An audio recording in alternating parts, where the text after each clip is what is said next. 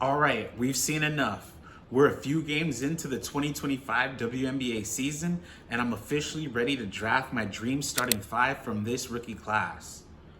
These aren't just big names. These are five rookies who I believe that you can build around. These are players with poise, upside, skill, talent, production, and more importantly, these are players who are coachable and players that will get better throughout the course of their career.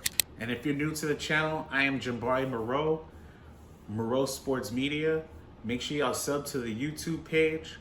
Make sure you check out the blog site on MoreauSportsMedia.com. And make sure you follow us on all social media platforms, X, Twitter, YouTube, Twitch, Substack, you name it, Instagram, Facebook, you name it, we're on it. And if we're not, we'll get on it. Starting at the 1, we are going officially with the number 1 draft pick, Paige Bueckers. Miss Buckets is not just a hype pick. Paige is the prototypical point guard that you can win a championship with. Not only is she a stout offensive player, she is also great on defense as well. But we'll get into a lot more of that in just a second. Paige this year for the Dallas Wings has come in and done what elite guards are supposed to do. Control pace, make great reads, and hit timely shots. And that's what we're gonna talk about is her decision making on the offensive end right now. First of all, credit to Paige on how she's able to handle everything with such grace. She's special and unique in how intentional she is and not to get caught up and keep the main thing. Then he also said this about her decision making. Extremely impressive, not really a lot to say. We're extremely grateful that she's on our side.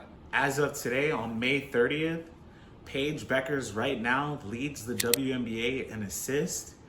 And this is the crazy kicker about it. She's not even top 10 in turnovers. That type of elite decision making is what allows the Dallas Wings to stay competitive in most of their games. Now, granted, it is a 1-4 record to start, but they've had a lot of close losses and a lot of comebacks where they're in the game in less than 3 or 4 possessions.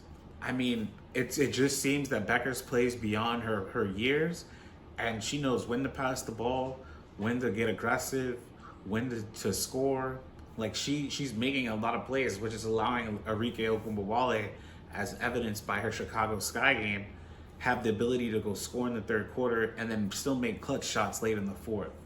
Bueckers right now is, again, this is wild. In 3 major statistical categories, obviously she's the league leader in assists. She's also top 5 in steals, and she's top 10 in blocks. Right now, this season, Paige Bueckers is 1st in assists, 3rd in steals, and 6th in blocks. And we can speak about her defense right now. The fact that guards aren't able to have her way going against Bueckers has been a blessing for this Dallas Wings organization. That might be the best part of her game, and that says a lot because her offensive game is really great, but her defense is really what stands her apart from most guards in the WNBA. That's somebody who cannot be picked on in a pick and roll, and she will not be out of the game in late game situations because she can stand in front of someone. And it's not just help side defense, it's on ball defense. It is also help side defense, but she's playing passing lanes. She's getting her hands, like she is the real deal. So Paige Bueckers, shout out to you. Now, swinging over to the 2, we're gonna go with the most efficient guard right now in the WNBA. And I said the most efficient guard right now in the WNBA, not rookie. Sonia Citron for the Washington Mystics has been an absolute steal. It's leaving fans of the Chicago Sky with a head-scratching turn. Like, did we really just trade the number 3 pick to give up the opportunity to have Sonia Citron on a rookie deal, and she's able to grow in our team and develop? Right now, Sonia is a blessing for the Washington Mystics, to say the least. This season, first and foremost, she's shooting 50, 40, and 90 splits. And this is as of May 30th. She's the only player in the WNBA right now who's averaging over 15 plus points on 50% shooting. She doesn't seem to take bad shots. She plays smart and within the game, and her minutes have exploded from her first 2 starts. Now she's playing over 33 minutes a night, and over the last 4 games in the WNBA, she's been leading the league in clutch points. Her team has been trusting Sonia to deliver the goods, and she has been delivering. Now, That's just on the offensive side of the ball as well. Defensively, she's put Alicia Gray through hell. She's had Chelsea Gray going through hell. She's had many different of the people that she's guarded go through hell anytime that Sonia Citron is guarding them. She is a great player, to say the least. And for Washington, they have gotten just such a blessing by getting Sonia Citron in their roster. Sonia and this other rookie who we're going to talk about next are two of the only Mystics players in the last 20 years to score double digits in the first 6 games of their career. Sonia had 90 points through her first 6 games, and her teammate, who we're going to talk about now, Kiki Iriafen, had 85 points. And for as good as Sonia's been playing, Kiki has been playing that much more. Since 1999, Kiki Iriafen has the most rebounds by a player in their first 5 games. She had a 13 rebound game against Phoenix, a 13 rebound game against Las Vegas, a 12 rebound game against Golden State, 14 rebound game against Connecticut, and she had a 4 rebound game, which has been the lowest of her total so far in her WNBA career, against Atlanta. This season, she's leading the league in double-doubles, and she's had to do it going against the toughest competition. Whether that's Asia Wilson, Alyssa Thomas, Brianna Jones, Brittany Griner, it has not mattered, and it hasn't slowed her down a ton. Kiki Iriafen has been able to get to the rim, shoot over opponents. Like, just look at this play where she bullies Sydney Colson for a layup. Also on a Rookie of the Year campaign last year, who was also on the first team all-rookie team, she ended up having to come off the bench for Kiki because Sydney Johnson understands that this is somebody that they're going to have to start at the 4.